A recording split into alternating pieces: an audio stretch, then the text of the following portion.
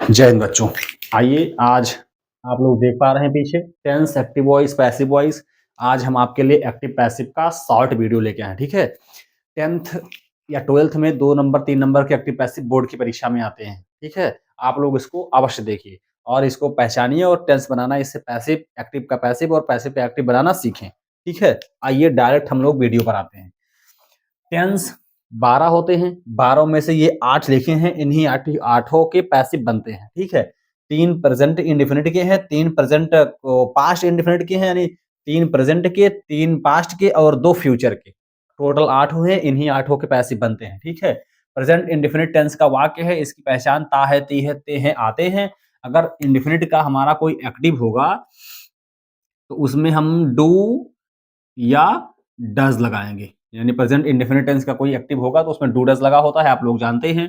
उसका अगर पैसिव बनाएंगे हम भैया तो डू डज के स्थान पर इज एम आर लगाएंगे। क्या लगाएंगे? Is am are. ठीक है, प्रेजेंट कंटीन्यूअस टेंस का हमारा पहचान होता है रहा है, रही है, रहे हैं। ठीक है, प्रेजेंट कंटीन्यूअस टेंस का अगर एक्टिव दिया रहेगा तो इसमें इज, एम या आर, ये तीनों लगी रहेगी। और हम इसका पैसिव बनाएंगे तो इज, एम और आर। ठीक है, प्लस हम बीइंग, इज एम आर के स्थान पर बीइंग भी लगाएंगे। ठीक है, यानी वो इज एम आर भी लगाएंगे और बीइंग भी लगाएंगे। ठीक, अब आता है प्रेजेंट परफेक्ट। इसकी पहचान चुका, चुकी, चुकी, चुका है, चुकी है तथा चुके हैं आता है। ठीक है, प्रेजेंट परफेक्ट का जो ये एक्टिव होगा इसमें हम क्या लगाएंगे? हैज और हैव। ठीक है, और फिर इसका पैसिव बनाएंगे तो हैज और हैव, ये तो लगेगा ही, इसी के साथ बीइंग भी जुड़ जाएगा। ठीक, इसी पे खत्म हो जाएगा प्रेजेंट। अब आ जाएगा पास्ट। पास्ट इंडेफिनिट की पहचान जो होती है, इसके अंत में आ, ई तथा ए आते हैं, यानी आया, गया, खाया, पिया, सोया, उठे, बैठे, चले गए, ये सब होगा। ठीक है, इसकी पहचान भैया, इसका पास्ट इंडेफिनिट टेंस का अगर एक्टिव बनाओगे तो उसमें हेल्पिंग वर्ब के रूप में डिड लगाओगे, और अगर इसी का पैसिव बनाओगे तो पैसिव बनाओगे तो वाज या वेयर लगाओगे। ठीक, पास्ट कंटीन्यूअस है, अगर पास्ट कंटीन्यूअस टेंस है, पास्ट कंटीन्यूअस टेंस की पहचान होती है रहा था, रही थी, रहे थे। रहा था,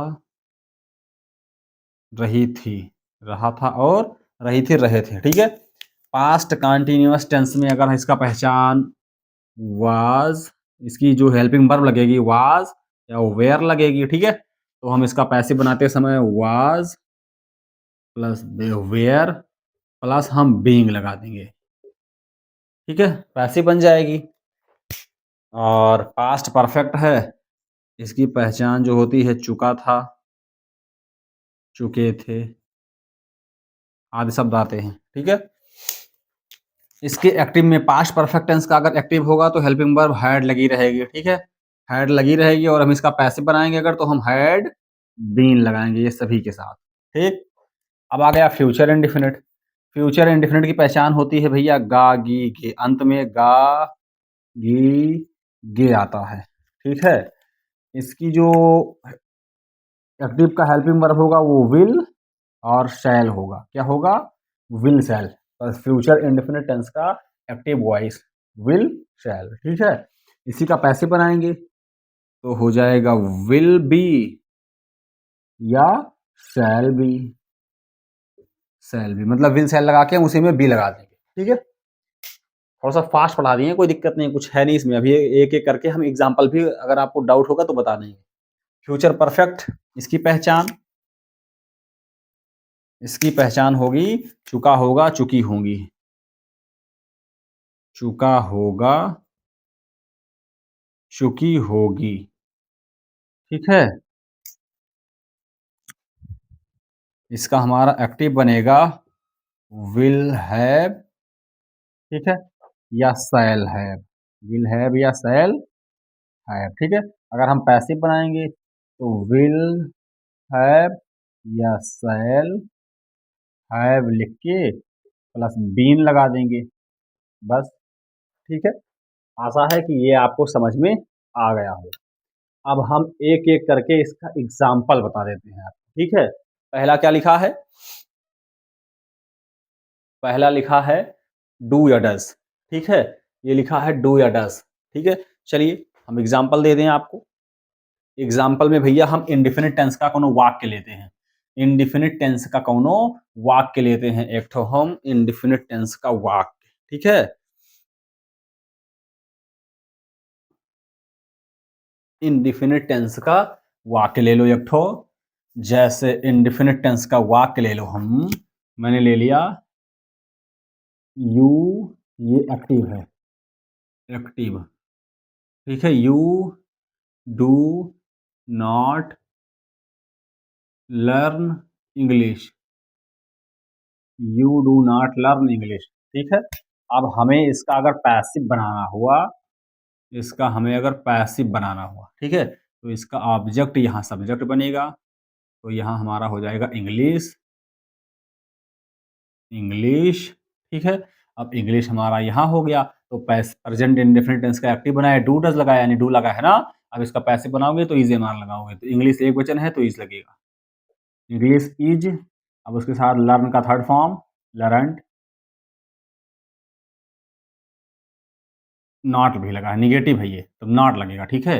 इज एम आर के बाद नॉट लगेगा, इंग्लिश इज नॉट लर्नड, ठीक है। अब यहाँ क्रिया के बाद हम लोग बाई लगाते हैं, क्या लगाते हैं, by.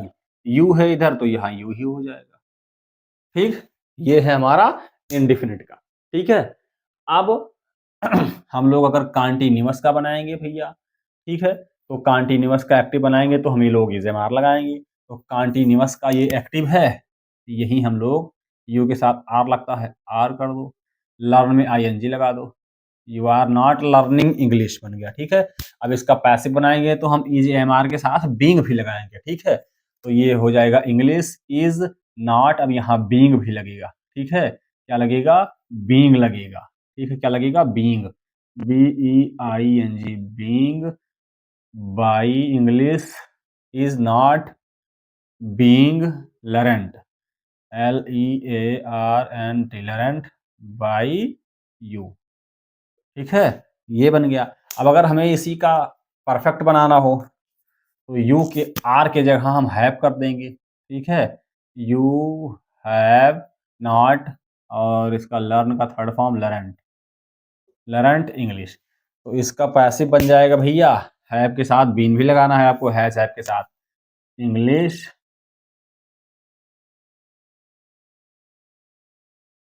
English has not been कर दो यहाँ, ठीक है, English has not been learned by you, सही है, कौन दिक्कत नहीं।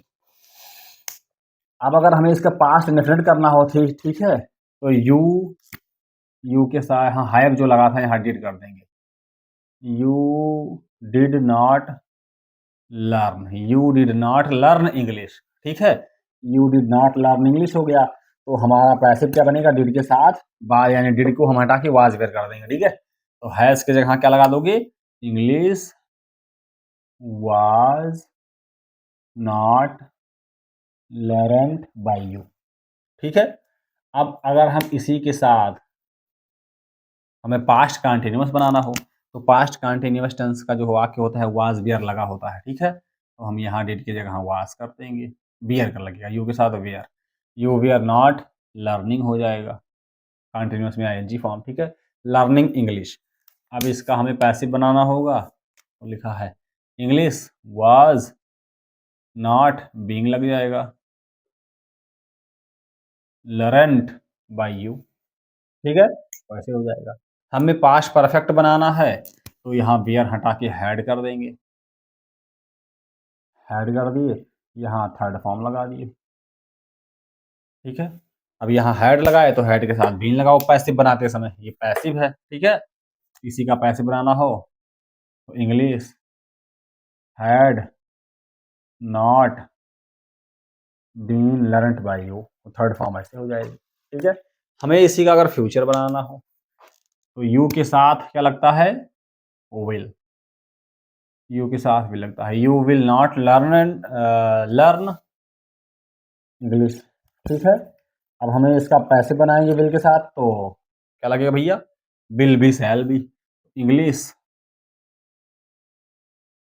Will not be, English will not be learned by you. ठीक है, इसी का अगर परफेक्ट बनाना हो तो विल हैव, शैल हैव लगेगा। ठीक है, English will not have learned, sorry you will not have learned English. यहां बन जाएगा English will not have been, English will not have been learned by you.